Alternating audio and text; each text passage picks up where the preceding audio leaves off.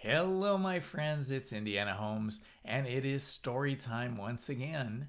Tonight we read Grimm's Fairy Tales, and this story is titled The Robber Bridegroom. There was once a miller who had one beautiful daughter, and as she was grown up, he was anxious that she should be well married and provided for. He said to himself, I will give her to the first suitable man who comes and asks for her, that is, asks for her hand. Not long after, a suitor appeared, and as he appeared to be very rich, and the miller could see nothing in him with which to find fault, he betrothed his daughter to him. But the girl did not care for the man, as the girl ought to care for her betrothed husband. She did not feel that she could trust him, and she could not look at him nor think of him without an inward shudder. One day he said to her, You have not yet paid me a visit, although we have been betrothed for some time. I do not know where your house is, she answered. My house is out there in the dark forest, he said. She tried to excuse herself by saying that she would not be able to find the way thither. Her betrothed only replied, You must come and see me next Sunday.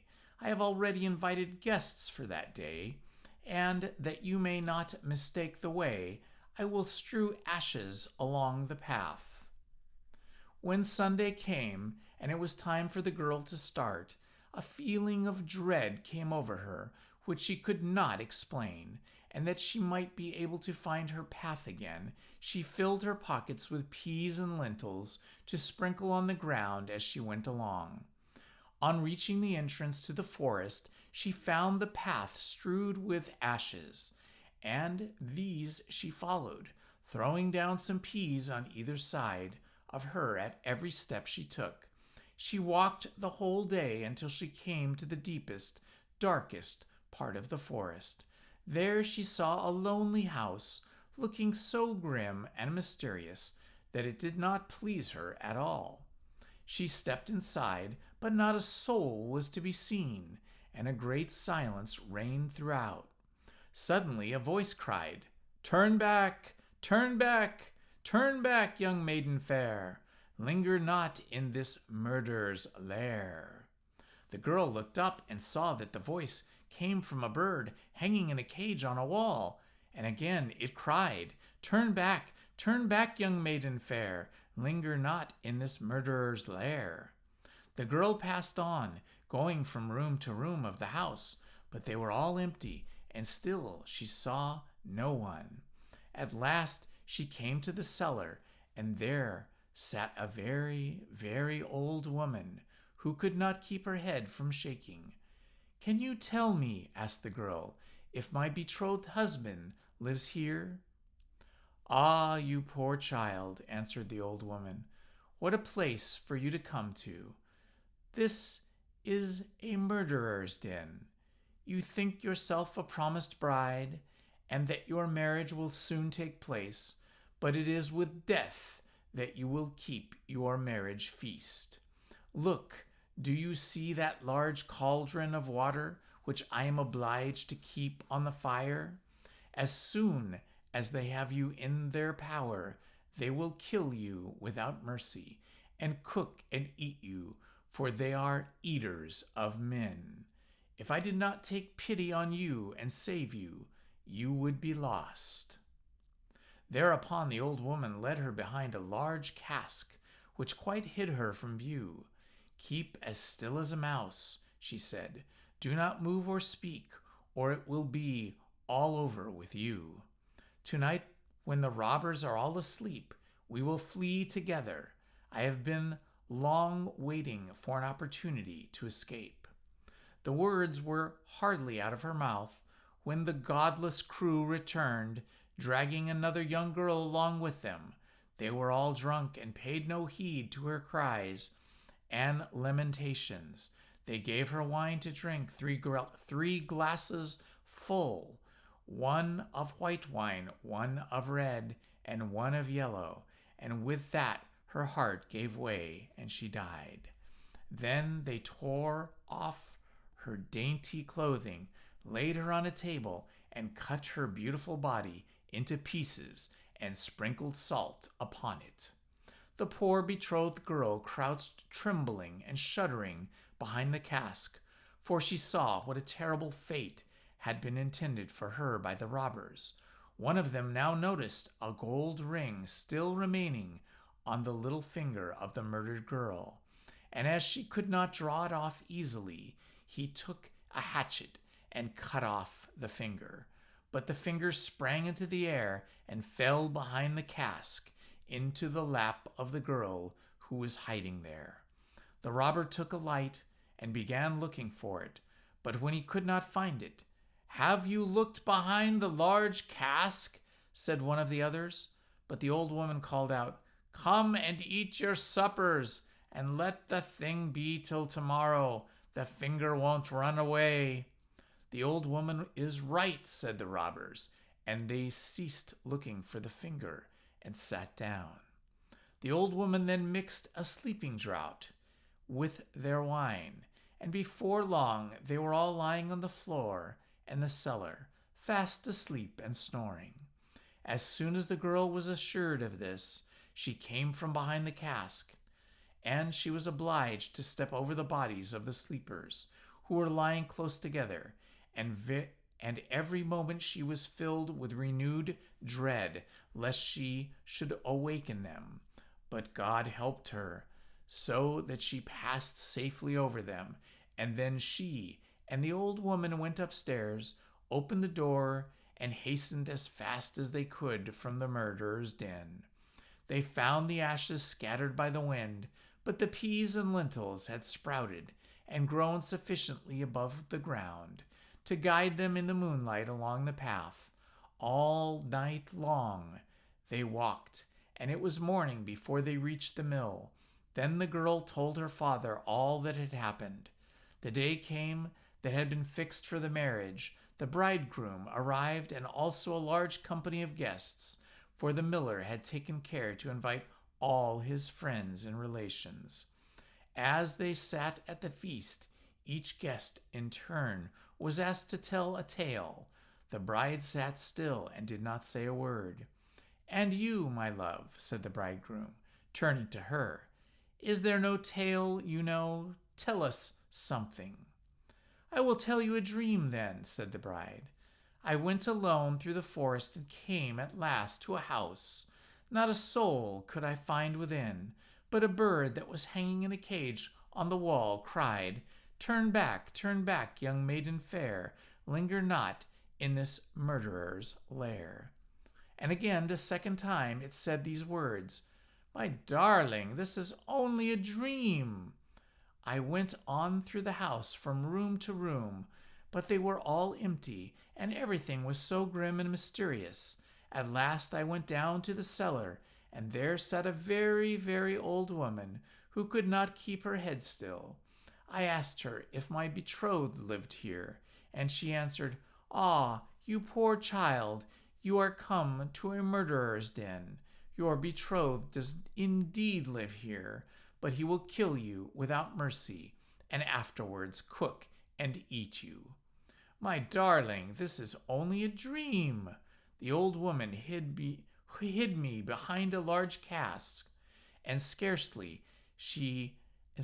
had she done this when the robbers returned home, dragging a young girl along with them. They gave her 3 kinds of wine to drink, white, red, and yellow, and with that she died. My darling, this is only a dream." Then they tore off her dainty clothes and cut her beautiful body into pieces and sprinkled salt upon it. My darling, this is only a dream. And one of the robbers saw that there was a gold ring still left on her finger, and it was difficult to draw off. He took a hatchet and cut the finger off, but the finger sprang into the air and fell behind the great cask into my lap. And here is the finger with the ring. And with these words the bride drew forth the finger and shrewd it into the assembled guests. The bridegroom, who during this recital had grown deadly pale, up and tried to escape, but the guests seized him and held him fast. They delivered him up to justice, and he and all his murderous band were condemned to death for their wicked deeds. And that, my friend, is the end of the story for us tonight.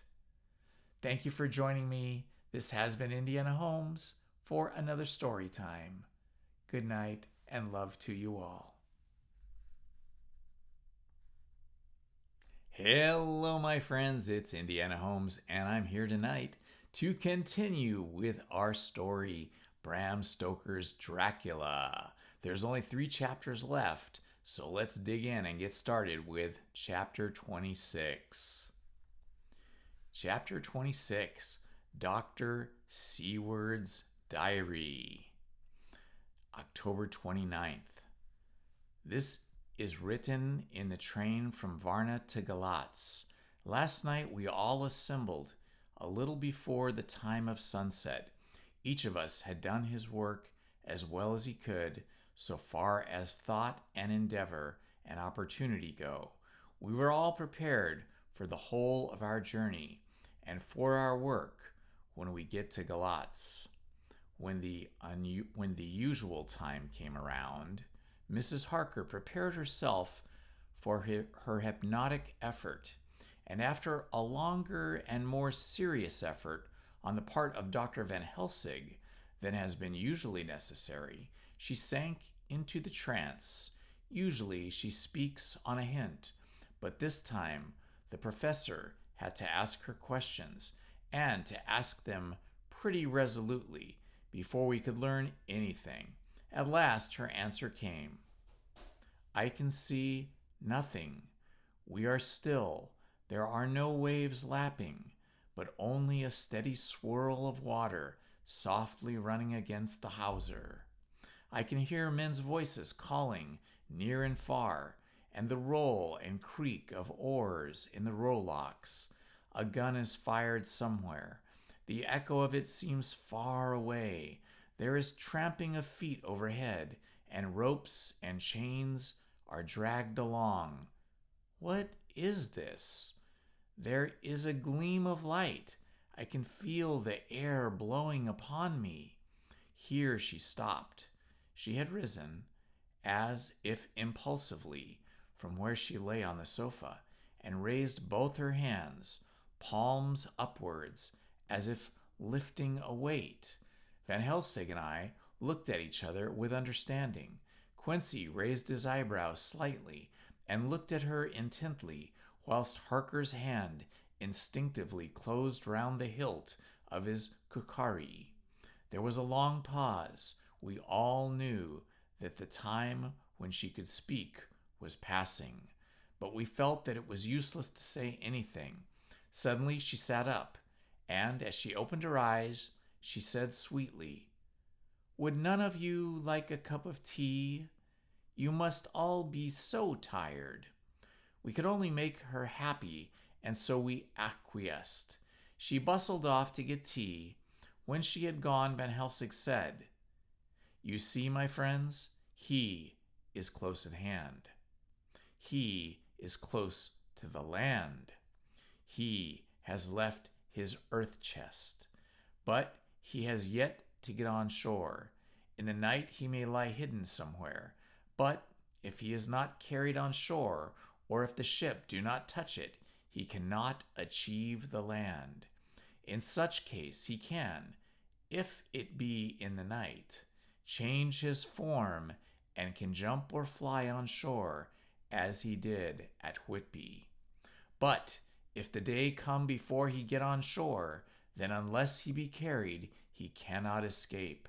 And if he be carried, then the customs men may discover what the box contains. Thus, in fine, if he escapes, not on shore tonight or before dawn, there will be the whole day lost to him.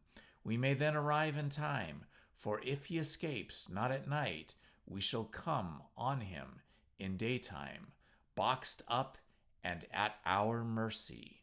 for he dare not be his true self, awake and visible, lest he be discovered.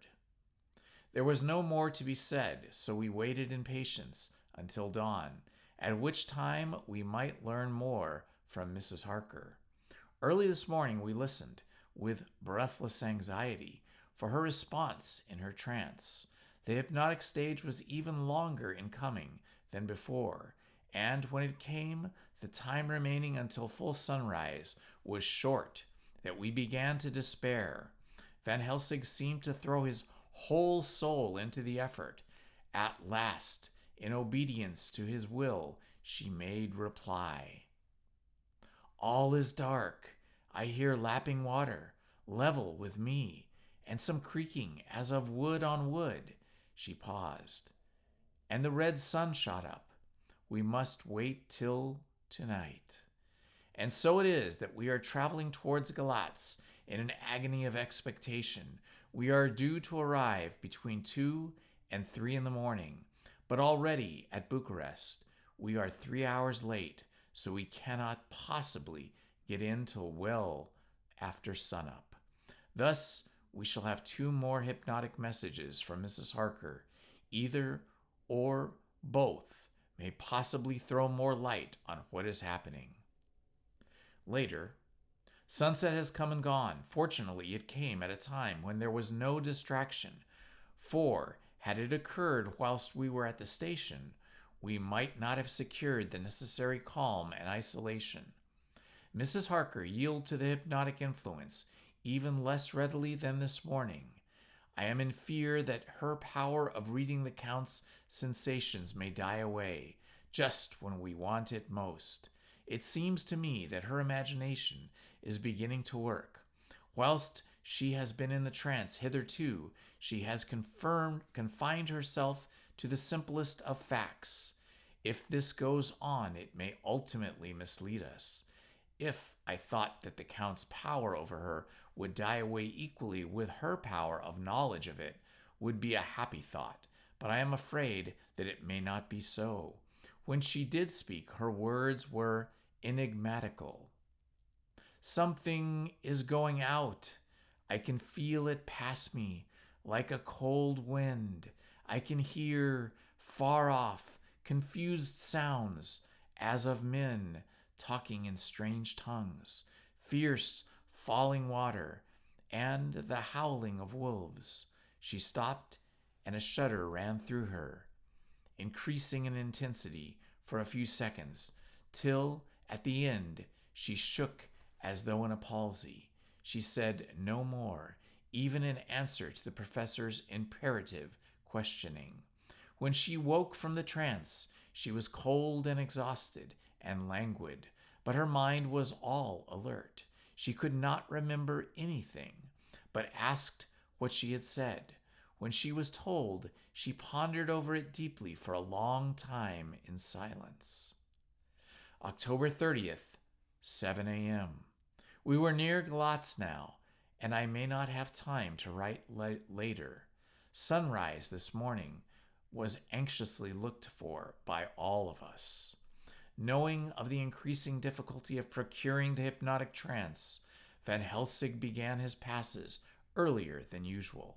They produced no effect, however, until the regular time, when she yielded with a still greater difficulty.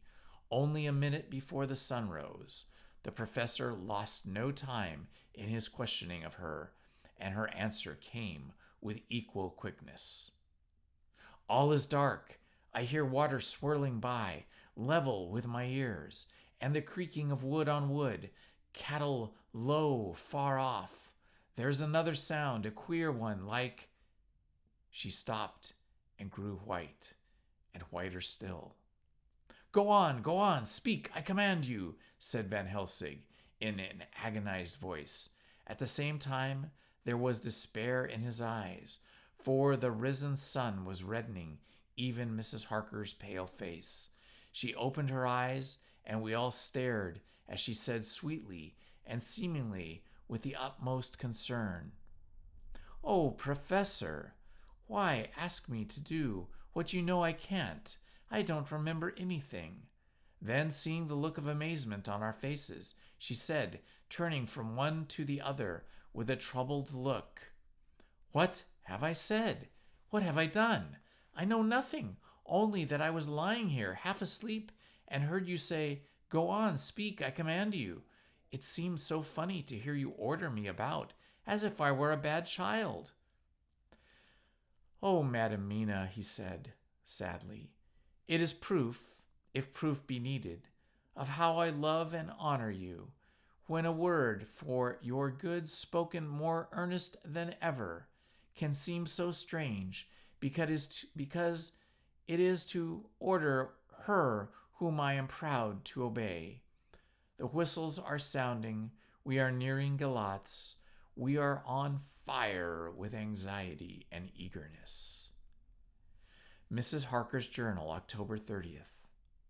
Mr. Morris took me to the hotel where our rooms had been ordered by telegraph, he being the one who could best be spared, since he does not speak any foreign language.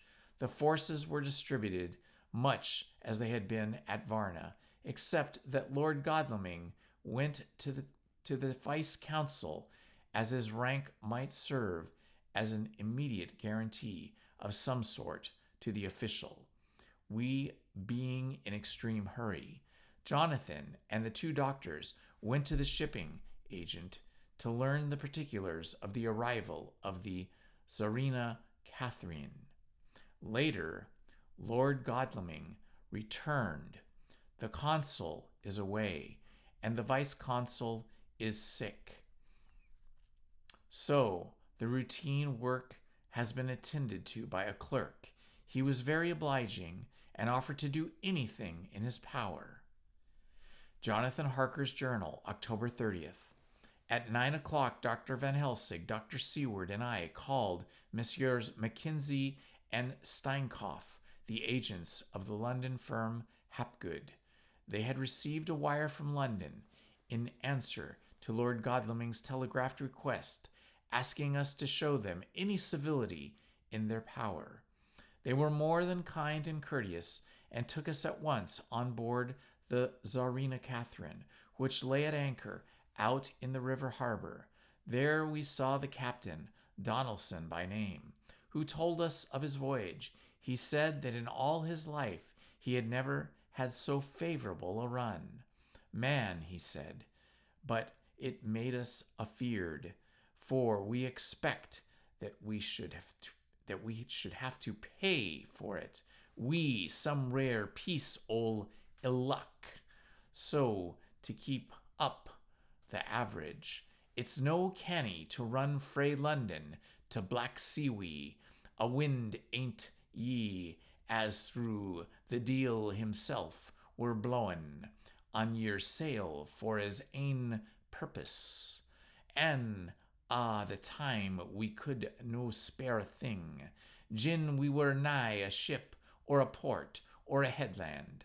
A fog fell on us and travelled with us, till, when after it had lifted, we looked out, the deil a thing we could see. We ran by Gibraltar, withouten being able to signal, and till we came to the Dardanelles, and had we wait till we get permit to pass, we never were within a hail o' it. At first I inclined to slack off sail and beat about till the fog was lifted. But whiles I thought that if the Dale was minded to get us back to the Black Sea quick, he was like to do it whether we would or no. If we had quick voyage, it would be no to our miscredit, we the owners, or no hurt to our traffic, and the old man who had served us and purpose would be decently grateful to us for no hindering him. This mixture of simplicity and cunning, of superstition and commercial reasoning, aroused Van Helsing, who said, "My friend, that devil is more clever than he is thought by some, and he knows when he meets his match." The skipper was not displeased with the compliment and went on. When we got past the Bosphorus. The men began to grumble. Some of them, the Romanians, came and asked me to heave overboard a big box which had been put on board by a queer-looking old man just before we started for London. I had seen them spear at the fellow and put out their 2 fingers when they saw him, to guard against the evil eye, man. But the superstition of foreigners is perfectly ridiculous. I sent them about their business pretty quick, but as just after a fog closed in on us, I felt a wee bit as they did something, though I wouldn't say it was again the big box. Well, on we went, and the fog didn't let up for 5 days. I just let out the wind carry us, for the devil wanted to get somewheres. Well, he would fetch it up at reet, and if he and we didn't, well, we'd keep a sharp lookout anyhow. Sure enough, we had a fair way in a deep water all the time, and 2 days ago, when the morning sun came through the fog, we found ourselves just in the river opposite Galetz. The Romanians were wild and wanted me, right or wrong, to take out the box and fling it in the air, into the river. I had an angry with 'em, and we had a handspike, and when the last of them rose off the deck with its head and its hand, I had convinced them the evil eye or no evil eye, the property and the trust of my owners were better in my hands than in the river Danube. They had, mind ye, taken the box on the deck ready to fling it in, and as it was marked Galatz via Varna, I thought I'd let it lie till we discharged in the port and get rid of the thing altogether. We didn't do much clearing that day, and had to remain the night at anchor. But in the morning, brawn early, an hour before sunup, a man come aboard with an order written to him from England to receive a box marked for one Count Dracula. Sure enough, the matter was one ready to his hand. He had his papers and reet, and glad I was being ridden of the old damn thing, for I was beginning to feel uneasy of it. And the devil did have any luggage aboard of the ship. I'm thinking it was the name either than the same. What was the name of the man who took it? Asked Dr. Van Helsing with restrained eagerness. I'll be telling you quick, he answered, and stepping down to his cabin, produced a receipt signed by Emanuel Hiddlesheim. Bergenstrasse 16 was the address. We found out that this was all the captain knew, so with thanks we came away. We found Hiddleston in his office, a Hebrew of rather an Adelphi theater type, with a nose like a sheep and a fez. His arguments were pointed with specie, we doing the punctuation, and with a little bargaining, he told us what he knew. This turned out to be simple but important. He had received a letter from Mr. Deville of London, telling him to receive, if possible, before sunrise, so as to avoid customs, a box which would arrive at Galatz in the Czarina Catherine. This he was to give in charge to a certain Petrov Skinsky, who dealt with the Slovaks who traded down the river to the port. He had been paid for his work by an English banknote, which had been duly cashed for gold at the Danube International Bank. When Skinsky had come to him, he had taken him to the ship and handed over the box, so as to save portage. That was all he knew.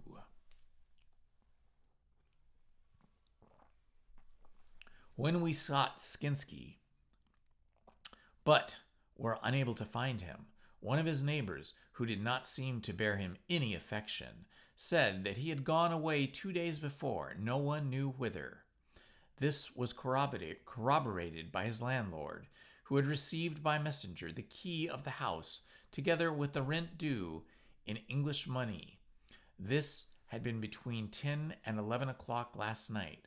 We were at a standstill again.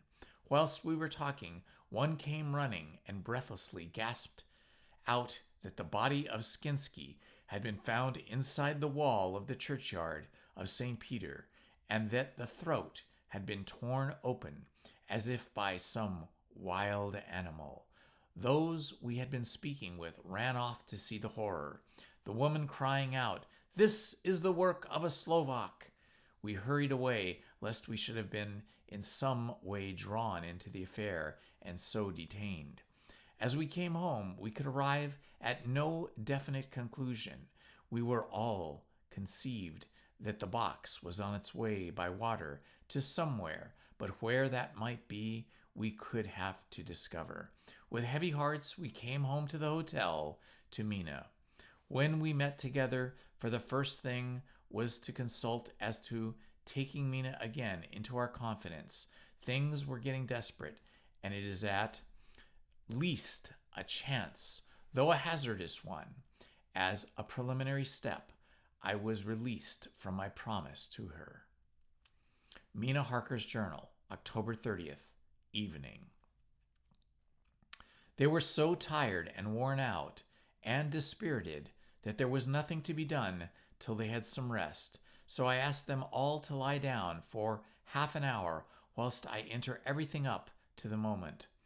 I feel so grateful to the man who invented the traveler's typewriter and to Mr. Morris for getting this one for me. I should have felt quite astray doing the work if I had to write with a pen. It is all done. Poor dear, dear Jonathan, what he must have suffered, what he must be suffering now.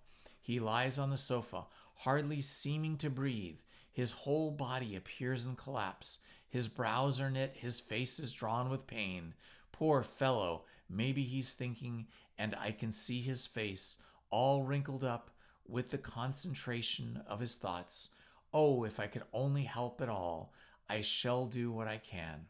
I have asked for the Dr. Van Helsing, and he has got me all the papers that I have not yet seen. Whilst they are resting, I shall go over all carefully, and perhaps I may arrive at some conclusion. I shall try to follow the professor's example, and I think without prejudice on the facts before me. I do believe that under God's providence I have made a discovery. I shall get the maps and look over them. I am more than ever sure that I am right. My new conclusion is ready, and I shall get our party together and read it. They can judge it as well as it can be, and as to its accuracy in every minute and every minute way. It is precious. Mina Harker's memorandum, entered in her journal. Ground of inquiry. Count Dracula's problem is to get back to his own place. A. He must be brought back by someone. This is evident, for he has the power to move himself as he wishes. He could go either as man or wolf or bat or in some other way. He evidently fears discovery or interference. In the state of helplessness in which he must be, confined as he is between dawn and sunset in his wooden box. B.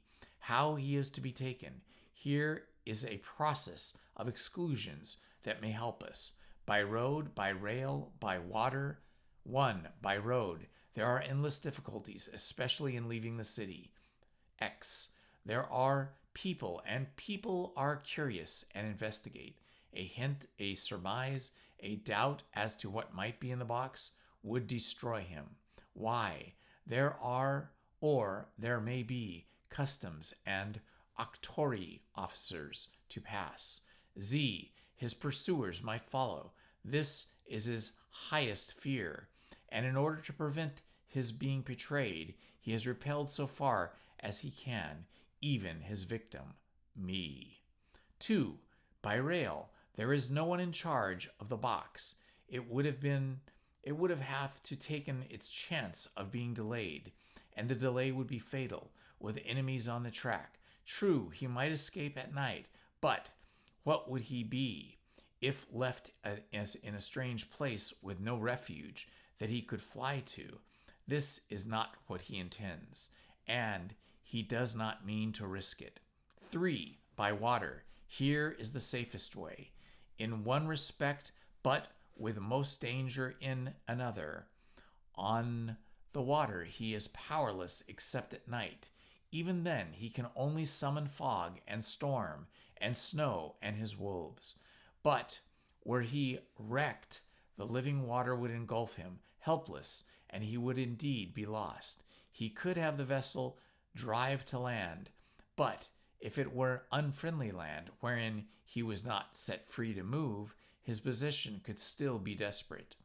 We know from the record that he was on the water, so we have to do what we can to ascertain what water.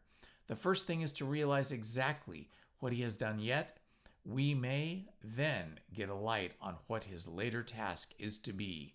Firstly, we must differentiate between what he did in London as part of his general plan of action when he was pressed for moments and had to arrange as best he could. Secondly, we must see as well as we can, surmise from it the facts as we know of, what he has done here. As to the first, he evidently intended to arrive at Galatz and sent envoys to Varna to deceive us, lest we should ascertain his means of exit from England. His immediate and sole purpose then was to escape. The proof of this is the letter of instructions sent to Emanuel Hildesheim to clear and take away the box before sunrise. There is also the instruction to Petrov Skinsky. With these we must only guess at, but there must have been some letter or message since Skinsky came to Hildesheim. That, so far, his plans were successful, we know. The Tsarina Catherine made a phenomenally quick journey, so much so that Captain Donaldson's suspicions were aroused by his superstition united with his canniness, displayed or played the Count's game for him, and he ran with his favoring wind through fogs and all till he brought up blindfolded at Galatz. The Count's arrangements were well made and have been proved. Hildesheim cleared the box, took it off, and gave it to Skinsky. Skinsky took it away, and there we lose the trail. We only know that the box is somewhere on the water, moving along. The customs and the controi, if there be any, have been avoided. Now we come to what the Count must have done after his arrival on land at Galatz. The box was given to Skinsky before sunrise. At sunrise, the Count could appear in his own form. Here we ask why Skinsky was chosen at all to aid in the work. In my husband's diary, Skinsky is mentioned as dealing with the Slovaks who trade down the river to the port, and the man's remark that the murder was the work of a Slovak showed the general feeling against the class. The Count wanted isolation. My surmise is this, that in London the Count decided to get back to his castle by water, and as the most safe and secret way.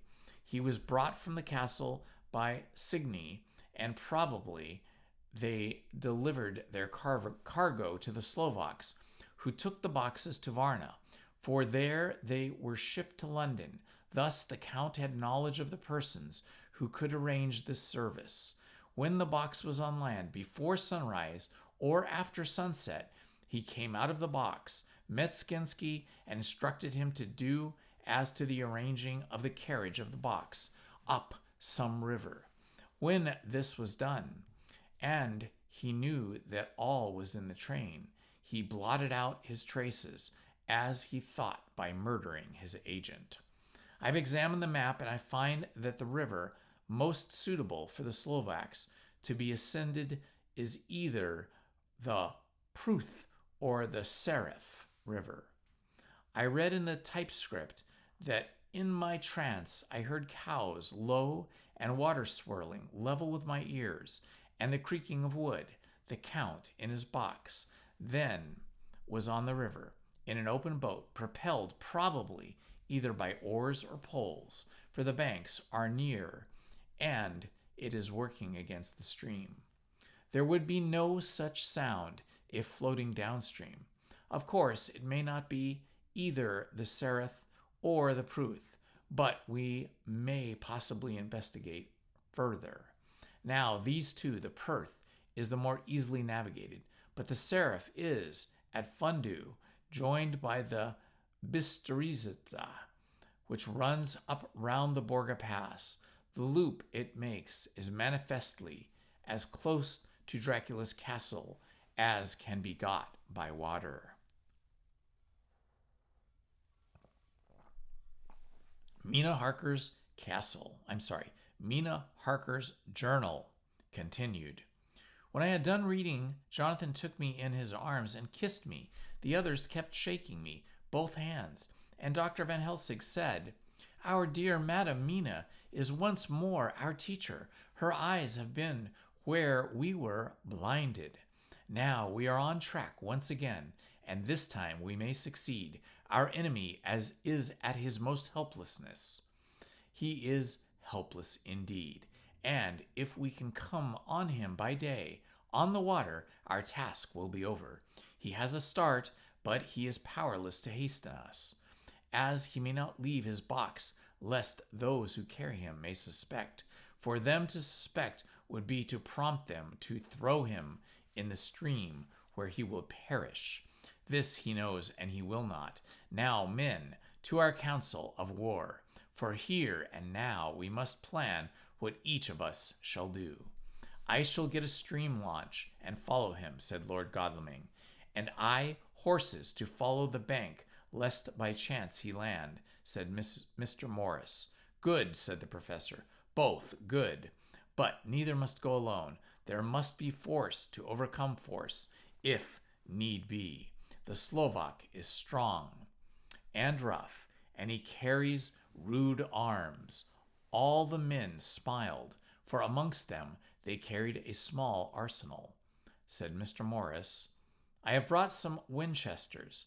They are pretty handy in a crowd, and there may be wolves. The Count, if you remember, took some other precautions. He made some requisitions on the others that Mrs. Harker could not quite hear or understand. We must be ready at all points."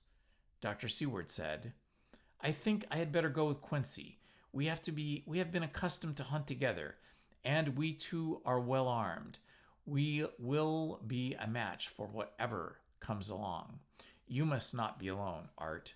It may be necessary to fight the Slovaks, and a chance thrust, for I don't suppose these fellows carry guns, would undo all our plans. There must be no chances this time. We shall not rest until the Count's head and body have been separated, and we are sure he cannot reincarnate." He looked at Jonathan as he spoke, and Jonathan looked at me. I could see that the poor dear was torn about in his mind.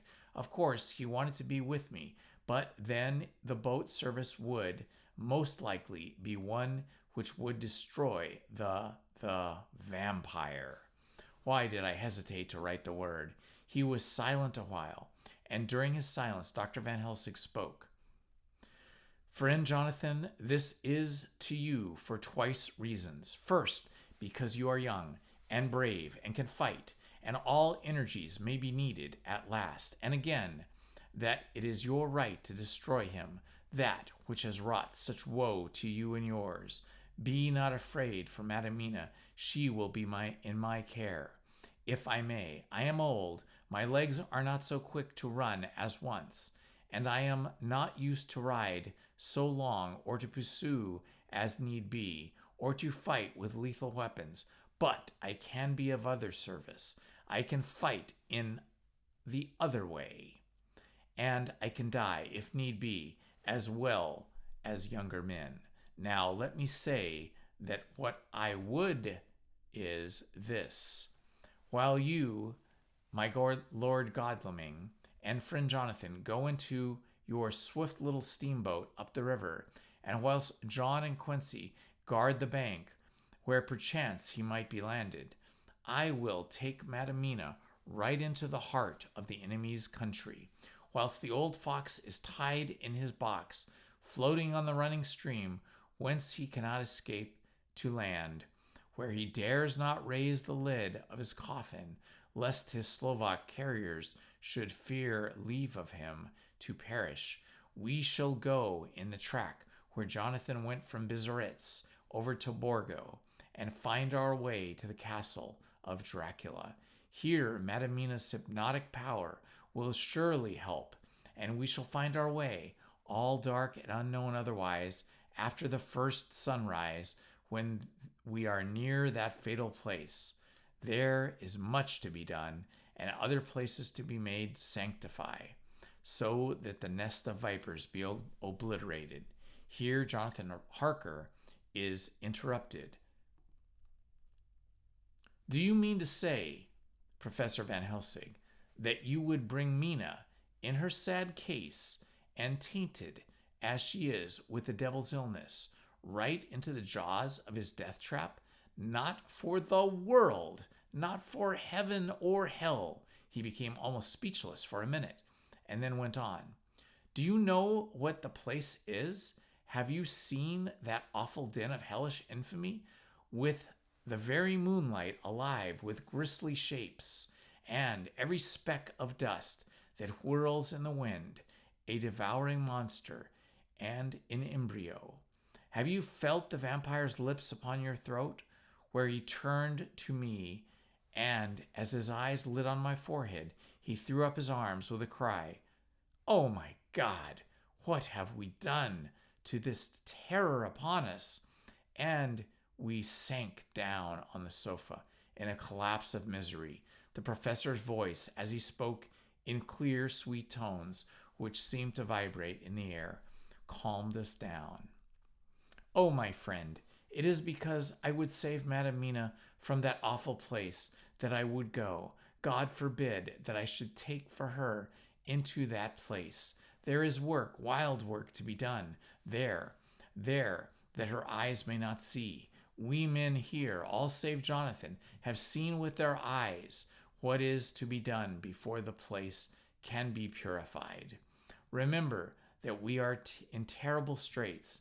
If the Count escapes us this time, and he is strong and subtle and cunning, he may choose to sleep him for a century, and then, in time, our dear one," he took my hand, "would come to him to keep him company, and would be as those others that you, Jonathan, saw. You have told us of their gloating lips.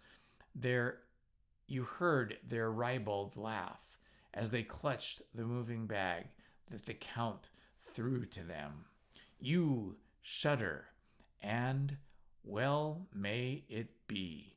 Forgive me that I make you so much pain, but it is necessary, my friend. Is it not a dire need for which I am giving, if need be, my life? If it were that anyone went into that place to stay, it is I who would have to go to keep them company." "Do as you will," said Jonathan, with a sob that shook him all over. "We are in the hands of God."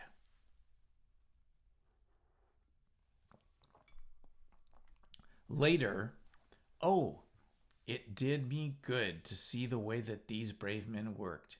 How can women help loving men when they are so earnest, so true, and so brave? And too, it made me think of the wonderful power of money. What can it not do when it is properly applied? And what might it do when basely used? I felt so thankful that Lord Godalming is rich, and that both he and Mr. Morris, who also has plenty of money, are willing to spend it so freely, for if they did not, our little expedition could not start, either so promptly or so well equipped, as it will within another hour. It is not 3 hours since it was arranged what part each of us was to do. And now Lord Godalming and Jonathan have a lovely steam launch, with steam up and ready to start at a moment's notice, Dr. Seward and Mr. Morris have half a dozen good horses well appointed. We will have the maps and the appliances of various kinds that can be had. Professor Van Helsing and I are to leave by the 11:40 train tonight for Veraceti, where we are to get a carriage to drive to Borgo Pass. We are bringing a good deal of ready money, as we are to buy a carriage and horses. We shall drive ourselves, for we have no one whom we can trust in the matter. The professor knows something of the great many languages, so we shall get on right all along. We have all got arms, even for me, a large bore revolver. Jonathan would not be happy unless I was armed. Like the rest, alas, I cannot carry one arm that the rest do. The scar on my forehead forbids that. Dear Van Helsing comforts me by telling me that I am truly armed, and there may be many wolves. The weather is getting colder every hour, and there are snow flurries which come and go as warnings. Later, it took all my courage to say goodbye to my darling. We may never meet again. Courage, Mina. The professor is looking at you keenly. His look is of warning. There must be no tears now, unless it may be that God will let them fall in gladness. Jonathan Harker's Journal, October 30th, night. I am writing this in the light from the furnace door of the steam launch. Lord Godalming is firing it up. He is an experienced hand at the work, as he had 4 years on a launch of his own on the Thames River, and another on the Norfolk Broads. Regarding our plans, he finally decided that Mino's guess was correct, that he, if any waterway, was chosen for the Count's escape back to his castle, to Sereth, and then to Bizeretza at the junction, and would be alone. We took it that somewhere about the 47th degree, northern latitude, would be the first place chosen for the crossing country between the river and the Carpathians. We have no fear in running at good speed up the river at night. There is plenty of water, and the banks are wide enough apart to make steaming, even in the dark, easy enough. Lord Godalming tells me to sleep for a while, as it is enough for me to present for one to be on watch. But I cannot sleep. How can I, with the terrible danger hanging over my head, hanging over my darling's head, and her going into an awful place? My only comfort is that we are in the hands of God. Only for that faith it would be easier to die than to live, and so to be quit of all trouble. Mr. Morris and Dr. Seward were off on their long ride before we started. They are to keep up the right bank, far enough off to get on higher lands where they can see a good stretch of the river and avoid following its curves. They have, for the first stages, 2 men to ride and lead their spare horses, 4 in all, so as not to excite curiosity. When they dismiss the men, which shall be shortly, they shall have themselves look after the horses. It may be necessary for us to join forces. If so, they can mount their whole party. One of the saddles has a movable horn and can be easily adapted for Mina, if required. It is a wild adventure we are on, here as we are rushing along through the darkness, with the cold from the river seeming to rise up and strike us, with all the mystery voices of the night around us. It all comes home. We seem to be drifting into unknown places and unknown ways, into a whole world of dark and dreadful things. Godalming is shutting the furnace door. October 31st. Still hurrying along, the day has come, and Godalming is sleeping. I am on watch. The morning is bitterly cold. The furnace heat is grateful. Though we have heavy fur coats, as yet we have passed only a few open boats, but none of them had on board any box or package of anything like the size of the one we seek. The men were scared every time we turned our electric lamp on and fell on their knees and prayed. November 1st, evening. No news all day. We have found nothing of the kind we seek. We have now passed into the Bizarrettes, and we are all wrong in our surmise. Our chance is gone. We have overhauled every boat, big and little. Early this morning, one crew took us for a government boat and treated us accordingly. We saw in this way of smoothing matters at Fundu, where the Bizaritsa runs into the Severeth, we got a Romanian flag, which we now fly conspicuously with every boat which we have overhauled. Since this trick was succeeded, we have had every deterrence, or deference, I should say, shown to us, and not once any objection to whether we chose to ask or do. Some of the Slovaks tell us that a big boat passed them, going at more than usual speed, as it had a double crew on board. This was before us. They came to Fundu, so that they could not tell us whether the boat turned into the Bizaritsa or continued up the Sereth. At Fundu, we could not hear any such boat, so we must have passed there in the night. I am feeling very sleepy. The cold is perhaps beginning to tell upon me, and nature must have rest sometimes. Godalming insists that we shall keep the first watch. God bless him for his goodness to his poor Mina and me. November 2nd, morning. It is broad daylight. That good fellow would not wake me. He says it would be, or would have been, a sin to, for I slept peacefully and was forgetting my trouble. It seems brutally selfish of me to have slept so long and let him watch all night, but he was quite right. I am a new man this morning, and as I sit here and watch him sleeping, I can do all that is necessary, both to the minding of the engine, the steering, and keeping watch. I can feel that my strength and energy are coming back to me. I wonder where Mina is now, and Van Helsing. They should have got into Vestereti about noon on the Wednesday. It would take them another long time to get the carriage and the horses. So if they had started and traveled hard, they would be about now at the Borgo Pass. God guide and help them. I am afraid to think what may happen.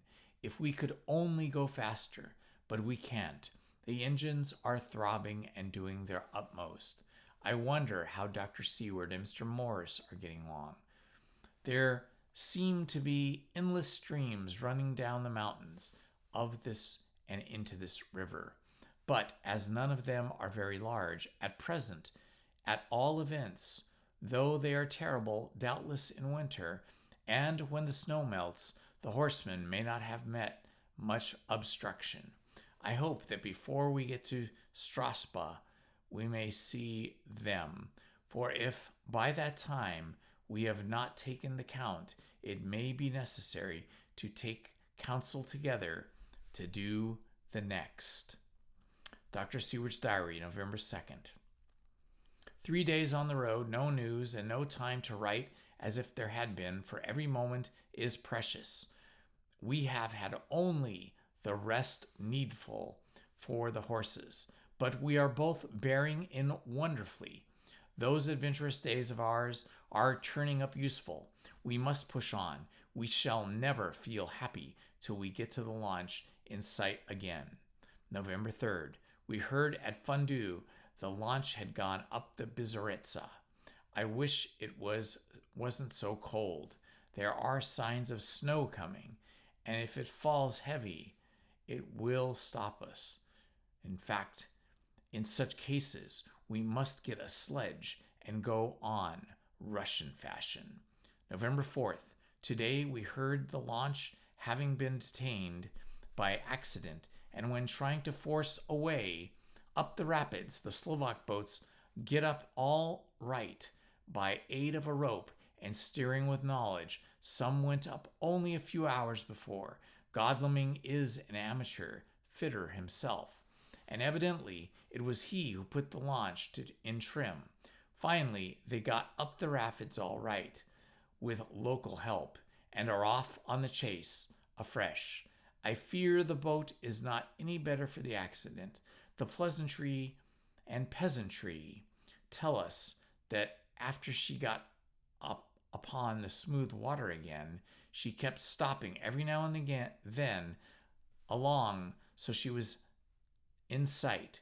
We must push on harder than ever. Our help may be wanted soon. Mina Harker's Journal, October 31st. Arrived at Veraceti at noon. The professor tells me that this morning at dawn he could hardly hypnotize me at all, and that all I could say was dark, quiet, dark, quiet. He is off now buying a carriage and horses. He says that he will later on try to buy additional horses so that we may be able to change them on the way. We have something more than 70 miles before us. The country is lovely and most interesting, if only we were under different conditions. How delightful it would be to see it all. If Jonathan and I were driving through it alone, what a pleasure it would be to stop and see people and learn something of their life and fill our minds with memories, with all color and picturesqueness of the whole wide, beautiful world, the country, and the quaint people. But, alas. Later, Dr. Van Helsing has returned. He has got the carriage and the horses. We have to have some dinner. And to start in an hour, the landlady is putting us up on a huge basket of provisions. It seems enough for a company of soldiers. The professor encourages her and whispers to me that it may be a week before we can get any good food again. He has been shopping too, and has sent home such a wonderful lot of fur coats and wraps and all sorts of warm things. There will not be any chance of our being cold. We shall soon be off. I am afraid to think what may happen to us. We are truly in the hands of God. He alone knows what may be, and I pray him with all the strength of my sad and humble soul that he will watch over my beloved husband, and whatever may happen, Jonathan may know that I loved him and honored him more than I can say, and that my latest and truest thought will always be for him. And that, my friends, is the end of chapter 26. We have only 2 more chapters left, and we will have completed Bram Stoker's Dracula. So join us again tomorrow night, right here, Tuesday night at 7 p.m. for another Grimm's Fairy Tale and chapter 27. Thank you all for joining me, and I hope to see you again tomorrow. This has been Indiana Holmes. Good night. Please hit the like button, subscribe, and hit the notifications button. Thank you very much.